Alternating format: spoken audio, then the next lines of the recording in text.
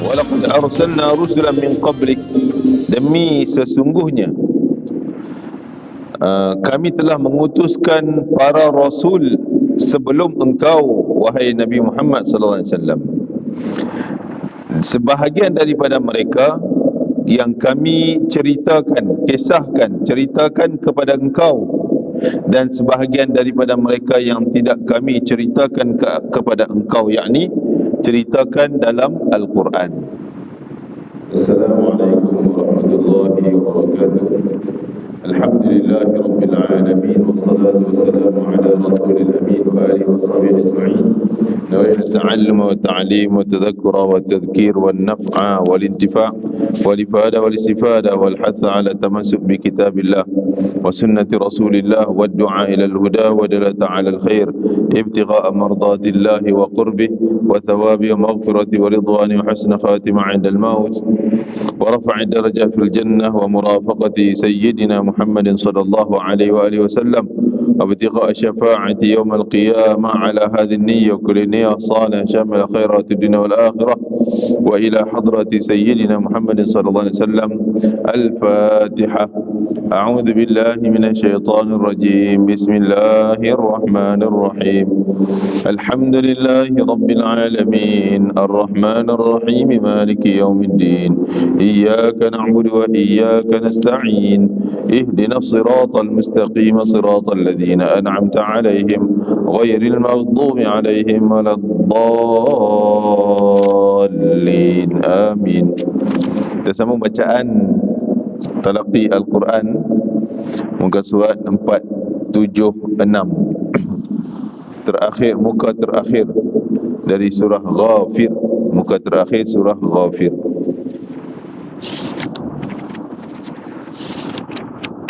A'udzu billahi minasy syaithanir rajim.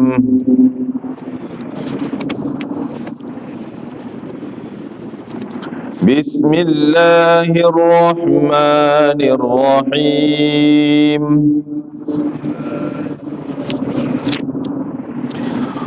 وَلَقَدْ أَرْسَلْنَا رُسُلًا مِّن قَبْلِكَ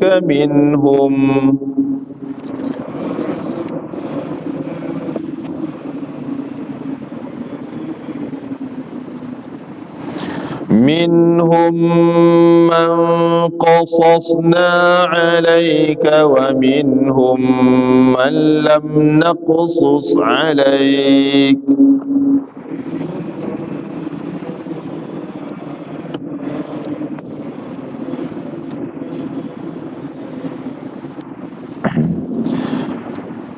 وما كان لرسول أن يأتي بآية إلا بإذن الله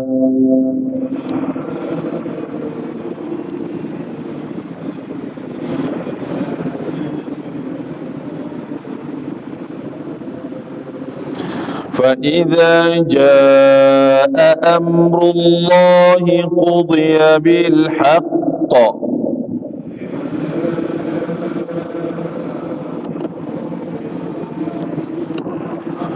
وخسر هنالك المبطلون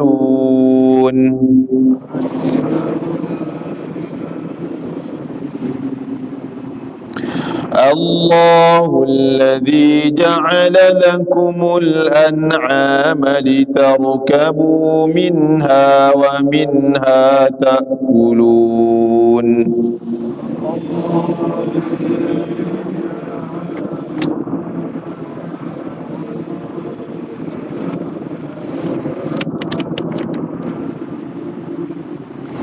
ولكم فيها منافع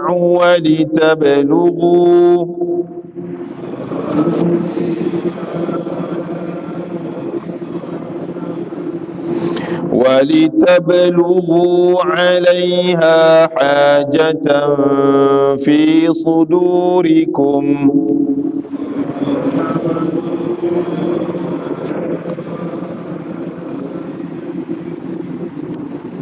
وعليها وعلى الفلك تحملون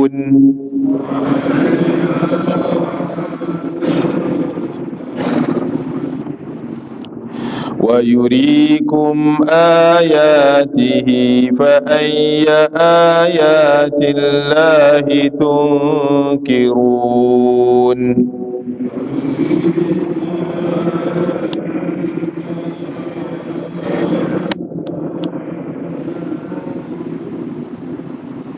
أفلم يسيروا في الأرض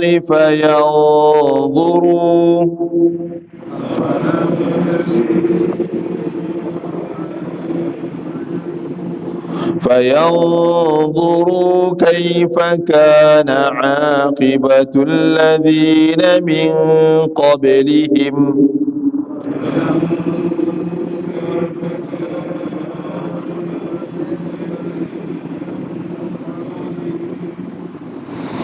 كانوا أكثر منهم وأشد قوة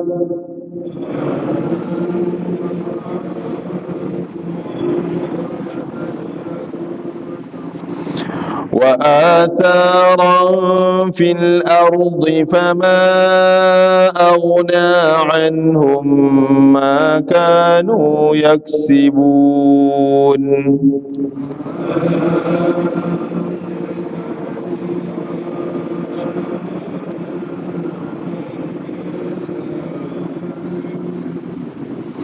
فلما جاءتهم رسلهم بالبينات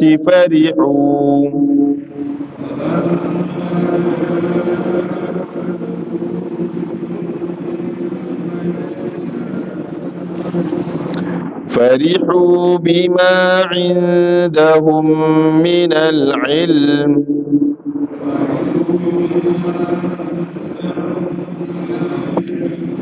وحاق بهم ما كانوا به يستهزئون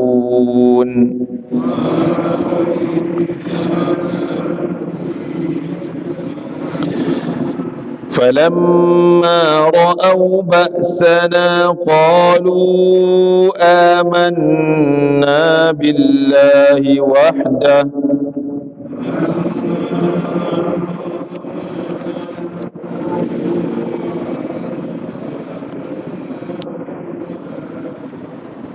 وكفرنا بما كنا به مشركين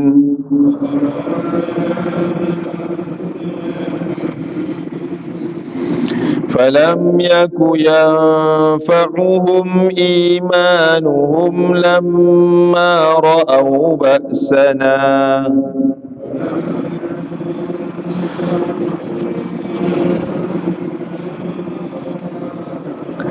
سنة الله التي قد خلت في عباده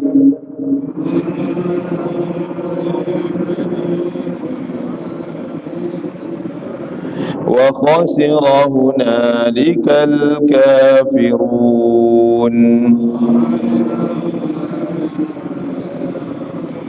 صدق الله العظيم به نستعين على أمور الدنيا والدين وعلى آله وصحبه أجمعين.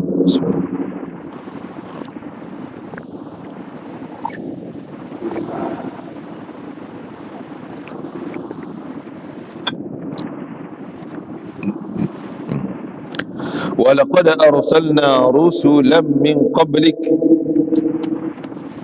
Di penghujung surah Ghafir, walaqad arsalna rusulan min qablik, demi sesungguhnya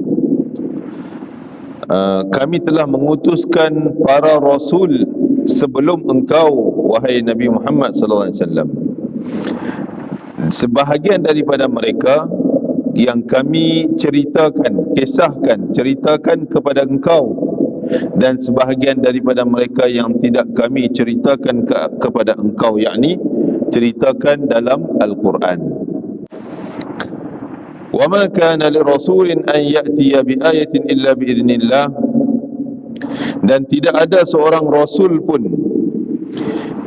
tidaklah wajib bagi seorang Rasul pun membawa sesuatu keterangan atau menunjukkan suatu mukjizat melainkan dengan izin Allah Ta'ala. Maksud apa yang Nabi sampaikan, ada yang Nabi tak sampaikan, maksudnya tak sampai melalui Al-Quran, semua itu kawalan daripada Allah Subhanahu wa Ta'ala. Maka janganlah diingkari apa yang dibawa oleh Rasul-Rasul, kerana apabila datang perintah Allah, menimpa azab, diputuskan hukum dengan penuh keadilan dan kebenaran. Pada saat itu akan merasa rugilah orang-orang yang berpegang kepada ajaran yang salah. Dalam ayat ini seperti riwayat Allah Ta'ala kata, kami mengutuskan para rasul. Jadi dalam Islam di akhirat nanti yang menerima ajaran Islam yang dibawa oleh para rasul akan dimasukkan ke dalam syurga.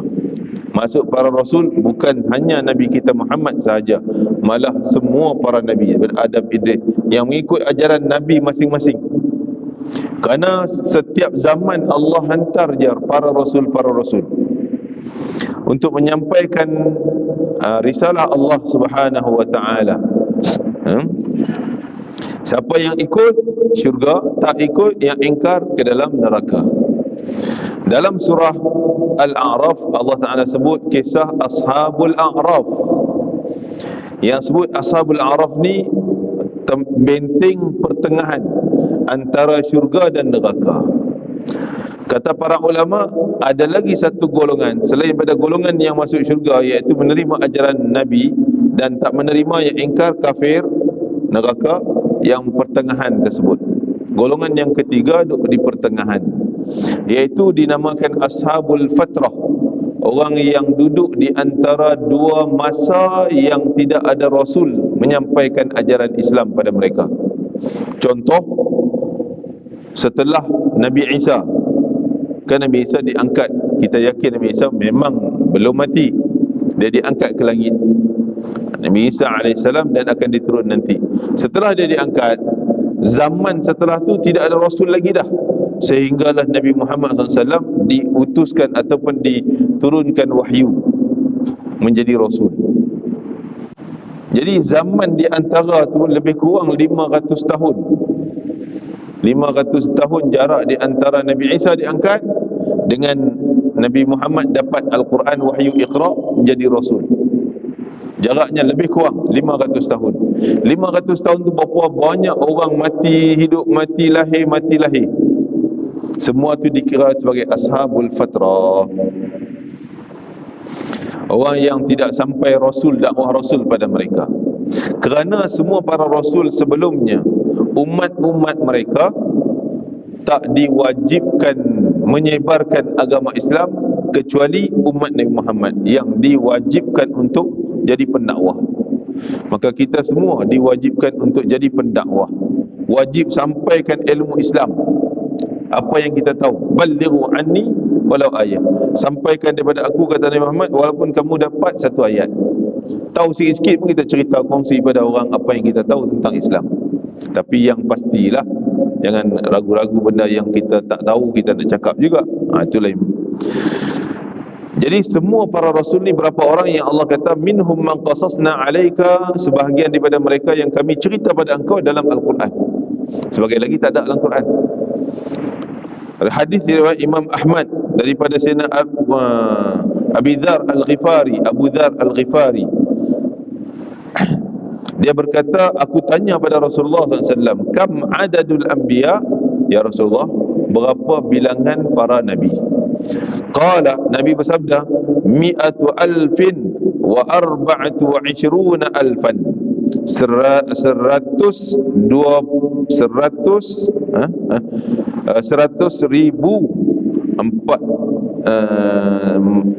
124,000, sebanyak 124,000 para nabi. Semua jumlah nabi-nabi 124,000 jumlah para nabi. Daripada para nabi itu, Nabi kita sebut, sambung lagi hadis ni, ar-rusul min dhalik, daripada para nabi itu Allah pelantik menjadi rasul. Kerana yang menjadi rasul mesti melalui dia menjadi nabi dulu. Tak ada rasul yang bukan nabi. Mesti jadi nabi dulu baru dilantik menjadi rasul. Dan ada yang nabi sampai akhir hayatnya tidak dilantik menjadi rasul. Daripada 124,000 para nabi tadi, dilantik menjadi rasul 315 orang. Dalam riwayat ni sebut 315 orang dilantik menjadi rasul. Ada riwayat yang lain sebut 313 orang. Jumman ghafir itu bilangan yang banyak. Maka daripada 313 yang Allah ceritakan nama, sebut nama tersebut dalam Al-Quran hanya 25 orang sahaja nama para rasul. Yang tu yang kita dah hafal tu, Adam, Idris, Nuh, Hud, Saleh sampai Ibrahim sampai Nabi Muhammad penutupnya. 25 para nabi, para rasul. Itu rasul. Daripada 25 rasul tu pula dilantik, diangkat martabat mereka 5 orang disebut sebagai ulul azmi. Ulul azmi, nabi dan rasul yang banyak mendapat penentangan, cabaran yang paling hebat daripada umat masing-masing. 5 orang para rasul. Nabi Nuh, Ibrahim, Musa, Isa, Nabi kita Muhammad sallallahu alaihi wasallam. Daripada 5 ulul azmi itu pula, 1 dilantik sebagai ketua ataupun disebut sayyidu, penghulu bagi semua para nabi dan semua para rasul, iaitu Nabi kita Muhammad sallallahu alaihi wasallam yang kita sebut sayyidul anbiya'i wal mursalin, penghulu bagi semua para nabi dan para rasul-rasul yang diutuskan.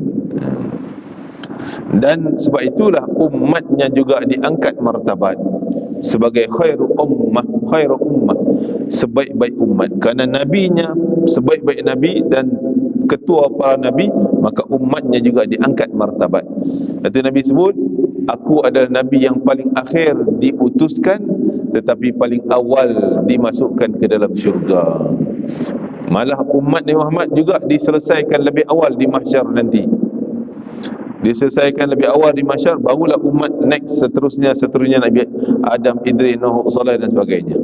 Nabi kita Muhammad dulu sebagai qari'u babil jannah, pengetuk. Nabi kita Muhammad juga sebagai pengetuk pintu syurga. Masuk pintu syurga tak buka lagi sebelum Nabi masuk. Nabi yang ketuk, Nabi yang minta malaikat buka, dan barulah umatnya masuk dan sebagainya.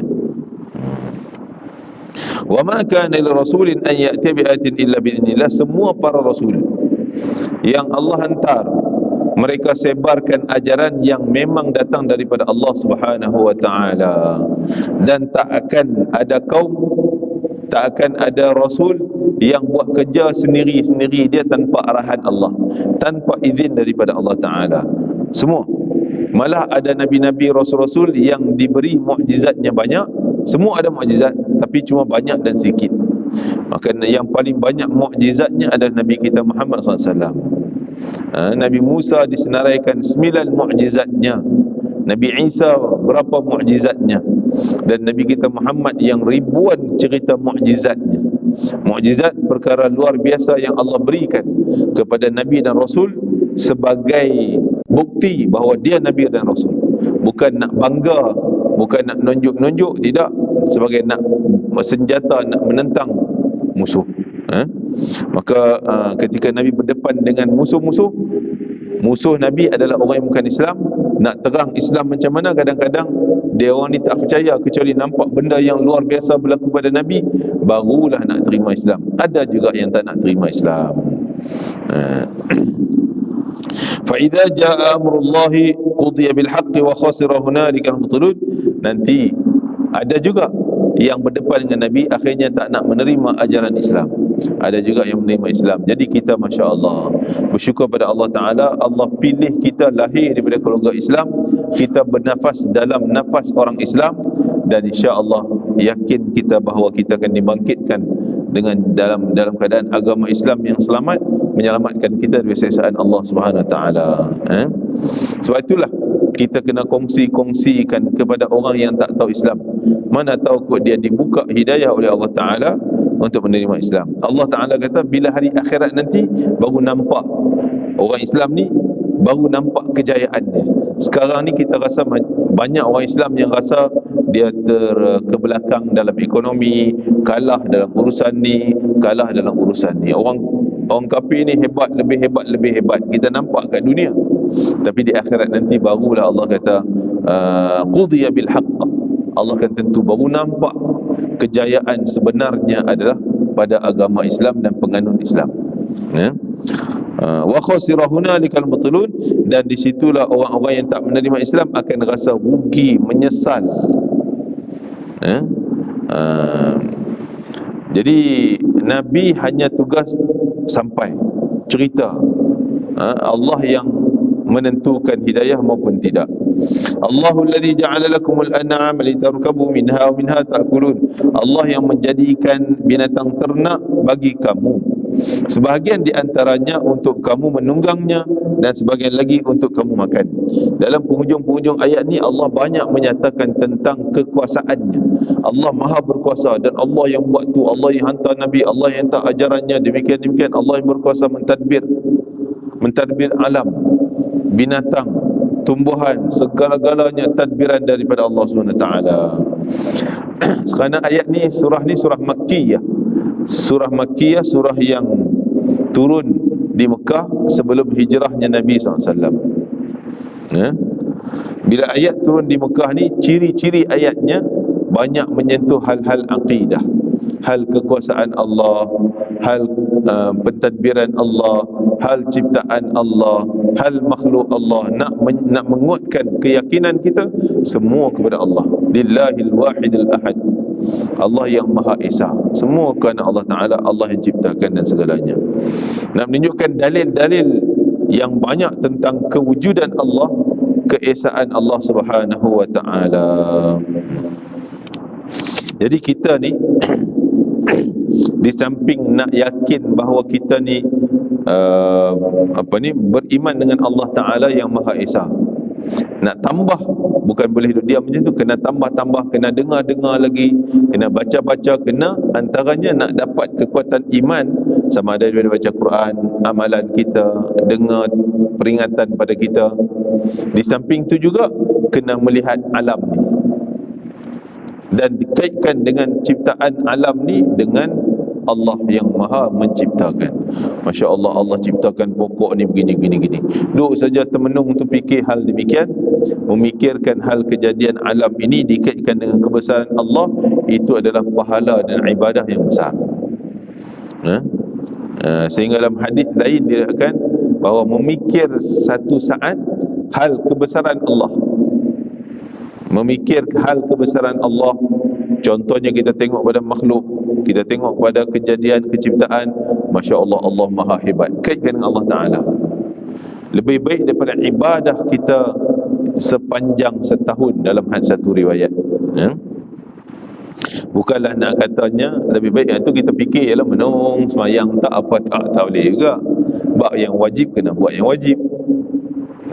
Selain itu ada ibadah-ibadah pilihan sunat, antaranya adalah ibadah yang besar pahalanya walaupun simple perbuatannya, berzikir dengan cara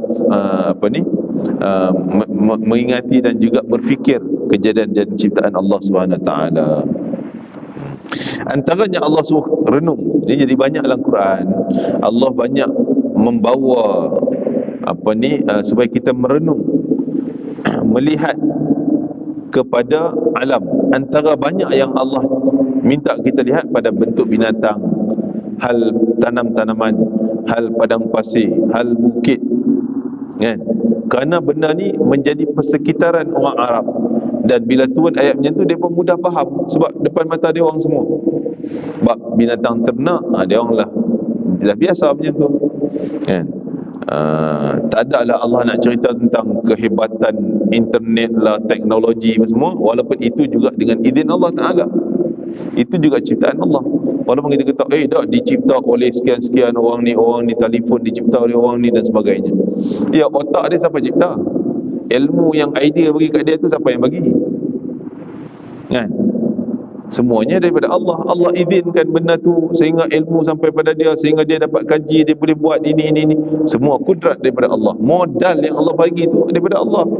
Modal fikiran, modal otak dia, modal tenaga dia, modal dia, semua tu hak Allah belaka. Jadi pada zahir kita nampak macam ciptaan orang, tapi hakikat sebenar adalah ilmu daripada Allah. Allah sebut dalam surah Yusuf, wa fawqa kulli dhi ilmin alim. Orang tu cerdik mana pun, ada lagi yang lebih cerdik pada dia. Pakar mana pun, ada lagi yang lebih pakar pada dia. Sehinggalah terkumpul di atas sekali Allah yang maha hebat, maha mengetahui, dan tidak ada yang lebih hebat, lebih tahu daripada dia. Wa fawqa kulli dhi ilmin alim. Jadi Allah tak bawalah contoh-contoh bab internet ke maklumat yang terbuka ni, tidak ada sempadan dan sebagainya. Sebab kalau Allah cerita waktu tu turunnya benda tersebut, tak faham, benda tak nampak depan mata.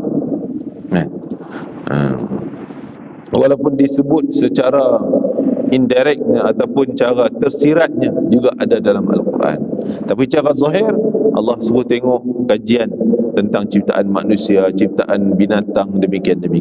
Antaranya Allah kata, Allahu alladhi ja'ala lakum al-an'am. Dialah yang menciptakan binatang ternak untuk kamu. Ingat, Masya Allah, binatang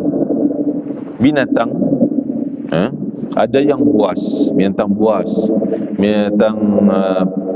ternak, kategori binatang tu, semuanya akan ikut aturan dia. Contoh binatang ternak, dia akan hidup cara generasi dia. Contoh dia lembu, dia akan hidup cara lembu walaupun dia duduk sekitar harimau, dia tetap dengan cara lembu dia. Begitulah Allah kata litarkabu minha. Ada binatang yang boleh kamu jadikan tunggangan, ada binatang yang kamu hanya khusus untuk makan, tak boleh buat tunggang. Masya Allah.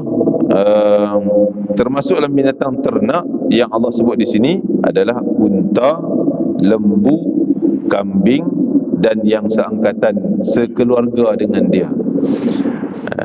Daripada unta tu boleh makan, boleh juga jadikan tunggangan.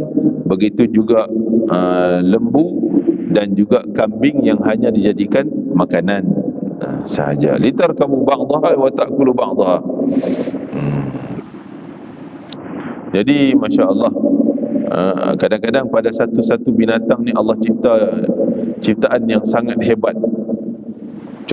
Contohlah kan, kita semua binatang perlu pada air, tapi unta ni Masya Allah, perjalanan yang jauh, yang boleh simpan tenaga dia dan tak perlu makan minum yang cukup banyak, tapi tenaga dia banyak.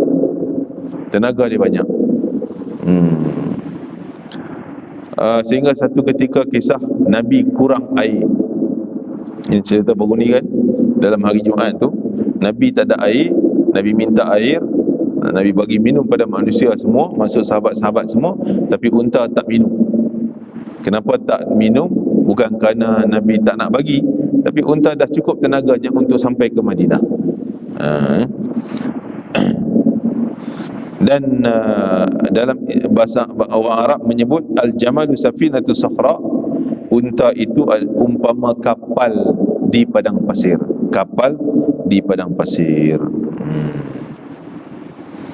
Dan ada seorang sahabat namanya Safinah, digelar oleh Nabi Safinah, bukan nama dia. Satu ketika dia ni duduk depan Nabi, maka Nabi tanya, wahai saudara, engkau namanya siapa? Maka dia kata, aku tak nak bagi tahu nama aku, cuma aku nak supaya Rasulullah panggil aku, bagi nama pada aku. Nabi tengok dia gitu, Nabi kata, engkau Safinah. Safinah kalau terjemah Melayu kita kapal laut. Dia pun tak apalah, seronoklah Nabi yang bagi nama kan, gelaran, walaupun nampak pelik kan, nama kapal. Dia pun tak tahu apa sebab Nabi bagi nama pada dia kapal kan. Jadi setelah tu, peristiwa tu, bila satu rombongan Nabi nak jalan, Nabi minta sahabat-sahabat kumpulkan barang-barang nak bawa perjalanan ni, makanan dan sebagainya. Ada sahabat, banyak sahabat yang tua-tua ni tak larat nak angkat barang yang berat-berat. Tak larat nak angkat barang yang berat-berat. Maka Nabi kata, tak apa kamu letak kan. Nabi panggil, kamu Safinah, pergi angkat tu. Mulanya Nabi suruh lungguk, letaklah dekat-dekat. Nabi suruh Safinah pergi angkat. Dia kumpul yang 3 orang punya barang, 4 orang punya barang, kumpul dalam satu macam guni tu, dia bungkus satu. Nabi kata, kau pergi angkat tu. Dia pun tak tahu kemampuan, pada asalnya dia tak tahu pun kata dia mampu angkat benda macam tu. Tapi dia Nabi suruh, kau pergi angkat tu. Fa anta Safinah. Nabi kata, kau pergi angkat tu kerana kau adalah Safinah. Safinah makna kapal. Kau kapal. Dia pun diam-diam pegang, angkat. Dia rasa okey, ringan. Kan? Dia mampu angkat benda yang berat, yang 3-4 orang punya barang. Yang orang tak mampu angkat, dia boleh angkat seorang. Sehingga dia kata, wallahi, demi Allah, aku berani untuk angkat barang yang duduk atas 7 ekor unta pun aku boleh angkat. 7 ekor unta tu kan? Jadi kemampuan, kerana mulut Nabi, karamah mulut Nabi, mukjizat mulut Nabi sebut antas Safinah, engkau kapal. Maka rupanya dia tak tahu apa sebab Nabi bagi tahu nama dia kapal. Akhirnya baru dia tahu dia ni seolah macam kapal, boleh angkat barang yang berat. Dan antara kemuliaan Safinah radhiyallahu anhu, seorang sahabat Nabi ni, satu ketika dia pergi ke satu tempat yang perlu lintas laut. Ini cerita setelah wafat Nabi lah. Nabi suruh dia sebarkan dakwah, pergi sana dari sini. Maka dia pun pergi. Bila pergi naik perahu ni, sampai ke sana, perahu yang dia orang naik tu rosak, tenggelam. Jadi sempatlah dia orang naik ke tebing sana. Padahal nak pergi ke tempat lain lagi jauh.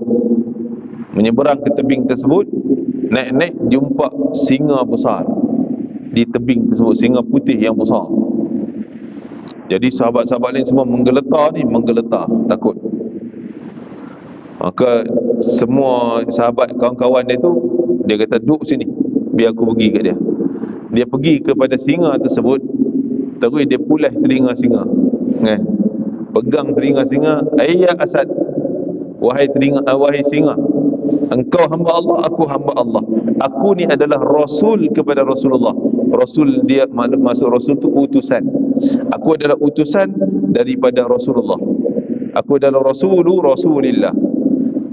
Ni aku ni adalah utusan Rasulullah.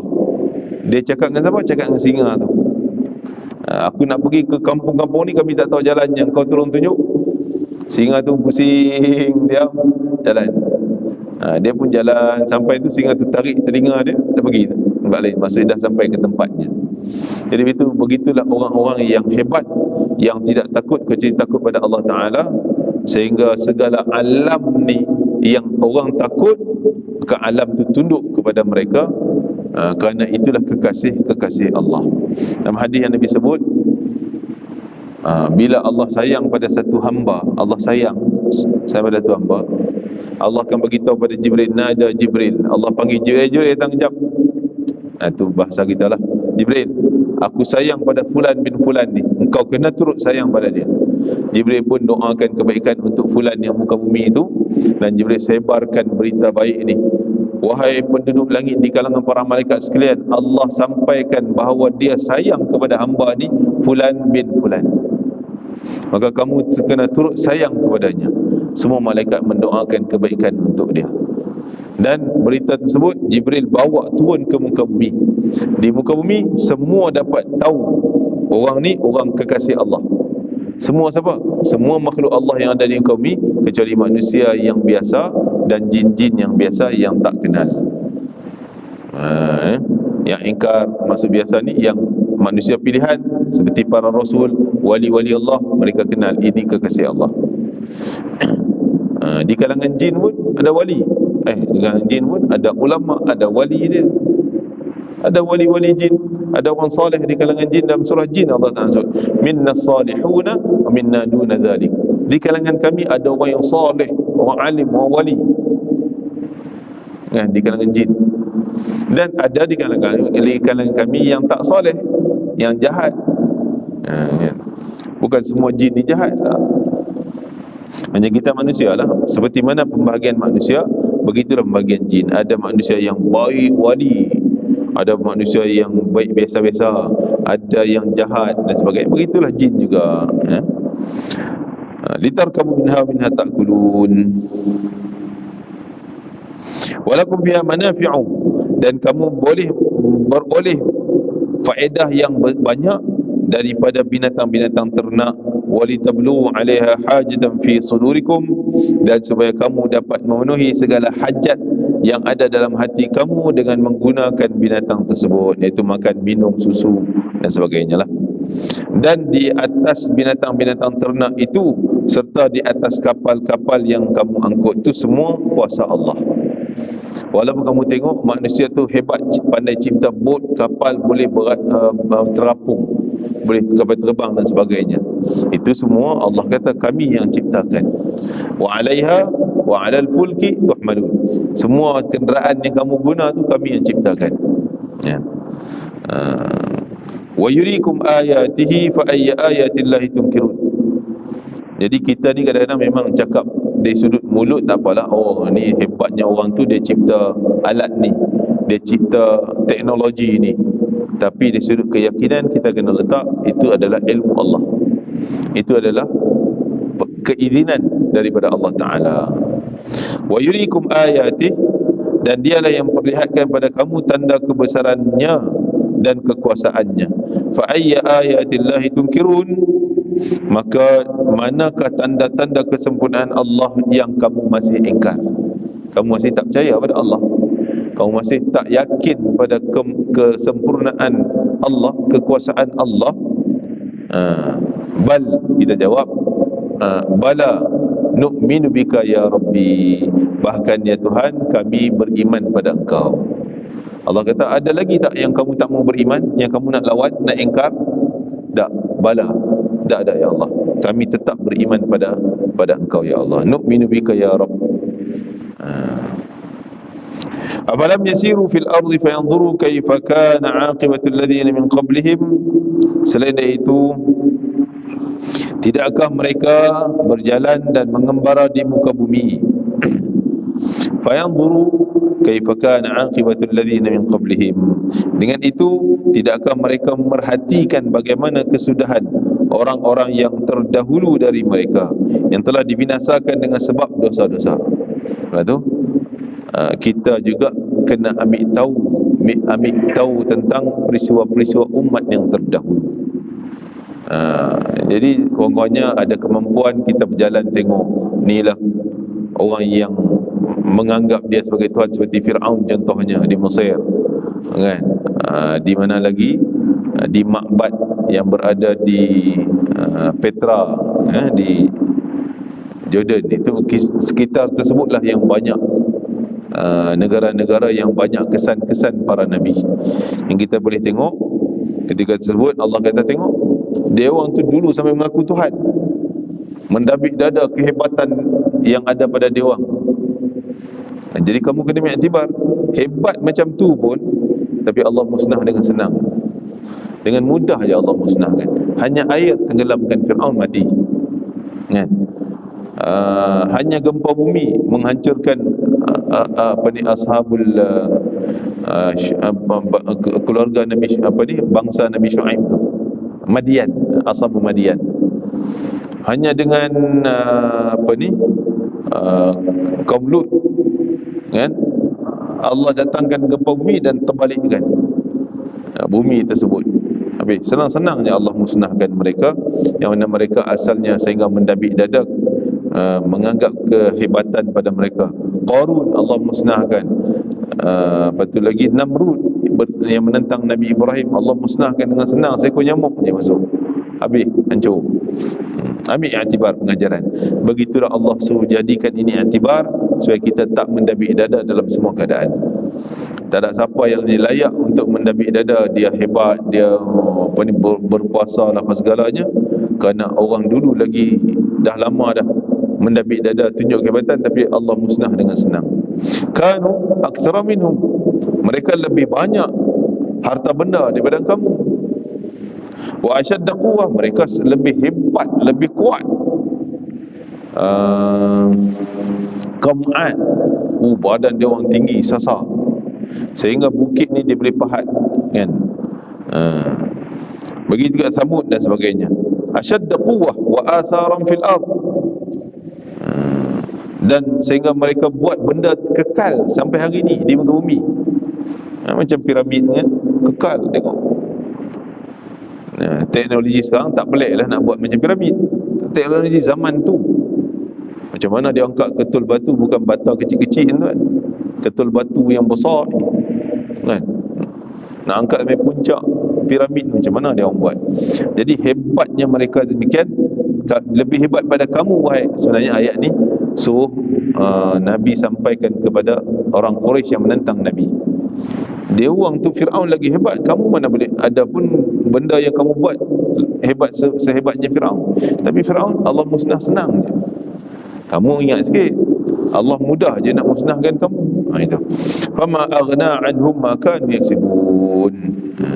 Dalam pada itu, apa yang telah diusahakan oleh orang-orang itu tidak dapat menolong mereka sedikit pun. Tak boleh nak menyelamatkan mereka sikit pun.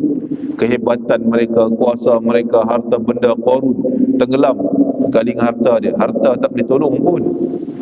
Dikata para ulama, orang-orang yang dah kena penyakit tamak dengan harta, sehingga dia bangga dia harta banyak pada orang lain, dia yakin bahawa dia tak akan ditimpa apa-apa musibah kerana harta dia banyak, kan? Orang banyak kata, oh kami susah pasal tak ada harta. Kononnya bila ada harta banyak senang, boleh protect kita, boleh bantu kita selesai masalah kita, kan? Qarun harta banyak, tak mampu pun nak menyelamatkan dia, sehingga waktu bumi telan dia tak minta tolong pun daripada harta dia, kan? Sehingga pengikut Fir'aun kata, pengikut Nabi Musa nampak Qarun ni tengah tenggelam. Qarun duduk melaung pada dia, panggil, wahai Musa tolong aku, wahai Musa tolong aku, wahai Musa tolong aku, kan? Pengikut dia kata, kan dulu kau kata harta kau boleh tolong kau, protect kau, jaga kau, kenapa kau tak minta tolong harta kau? Akhirnya tenggelam habis semua. Fama aghna anhum, harta mereka takkan mampu pun nak membantu dan menyelamatkan mereka. Wallahu ta'ala alam. InsyaAllah kita akan sambung pada pertemuan lain. Wallahu a'lam.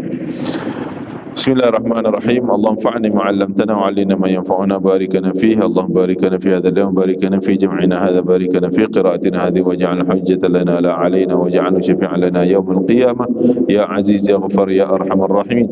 Rabbana atina fid dunya hasanah fil akhirati hasanah wa qina adzaban nar. Wa sallallahu ala sayyidina Muhammad wa ala alihi wa sahbihi rabbil alamin. Assalamualaikum warahmatullahi wabarakatuh.